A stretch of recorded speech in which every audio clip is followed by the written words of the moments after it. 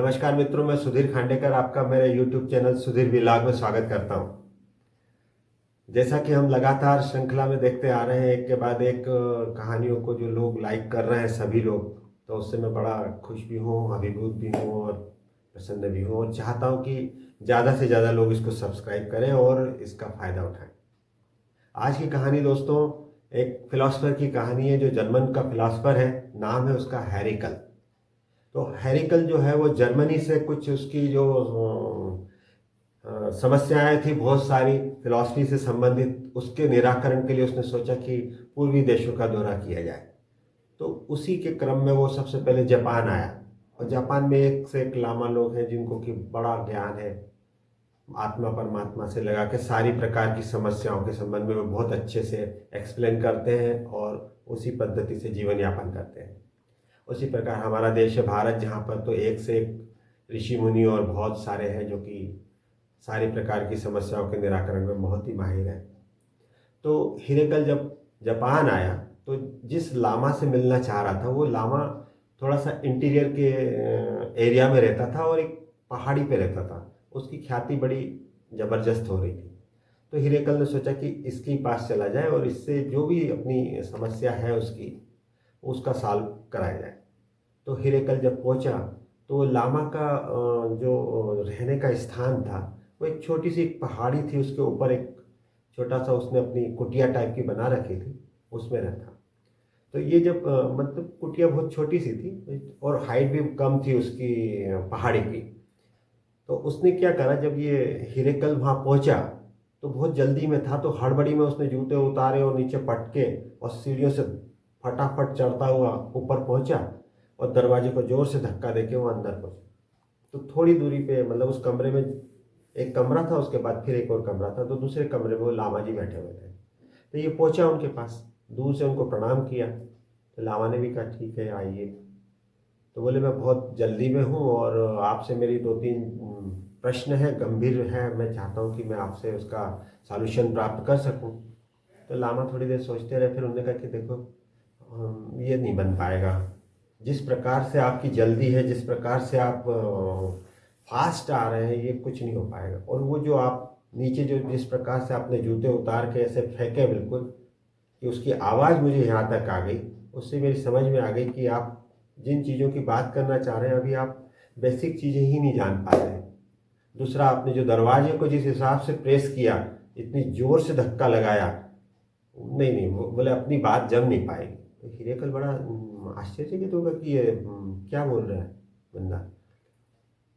लेकिन अब इसको तो इसने पूछा क्या करना होगा फिर। तो लामा ने कहा नहीं, आपको जाना होगा पहले तो नीचे, पहले उन जूतों को व्यवस्थित रखना होगा और जो आपने उनके साथ मिसबिहेव किया उससे उनसे क्षमा मांगनी होगी। फिर आप सीढ़ियों से बिल्कुल आराम से चढ़ के आए और दरवाजे से क्षमा मांगे, जिस हिसाब से आपने उसका धक्का दिया था, आहिस्ता से अंदर आए, फिर आगे अपनी बात हो सकती है।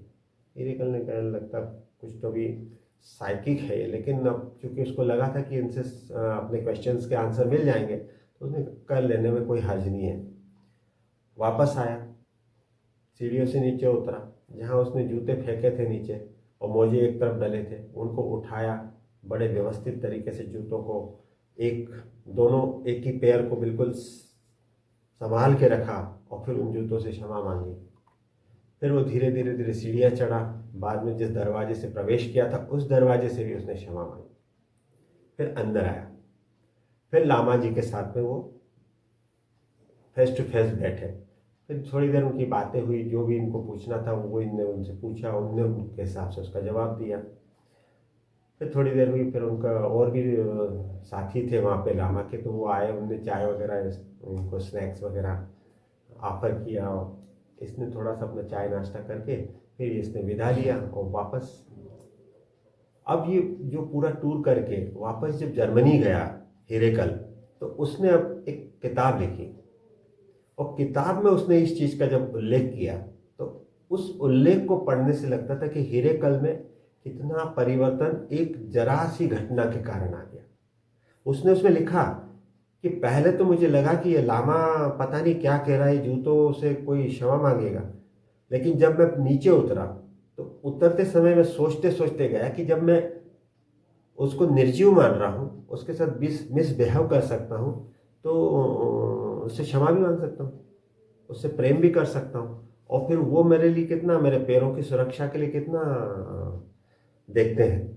तो जैसे ही मैंने जब जूतों से क्षमा मांगी, उनको बिल्कुल संभाल के रखा, फिर सीढ़ियों से चढ़ के जब मैंने दरवाजे से क्षमा मांगी, मैं मतलब शब्दों में नहीं कह सकता, मैं लिख नहीं सकता, मुझे इतनी शांति महसूस हुई। और तब मुझे ज्ञान चक्षु इस टाइप से खुले कि दुनिया में किसी प्रकार की कोई चीज़ न निर्जीव होती है, सभी में अपनी अपनी एक एनर्जी होती है, सारे लोगों में अपनी एनर्जी है, चाहे फिर वो हायर एनर्जी वाले हों, जैसे देवता हैं, मनुष्य हैं, राक्षस हैं, दानव हैं, पशु पक्षी है, जीव जंतु है, जलचर है, थलचर है, नभचर है, वृक्ष हैं, फिर और नीचे आए तो माइक्रो ऑर्गेनिज्म है, और थोड़ा सा नीचे आए तो पहाड़ है, पत्थर है, सॉइल है।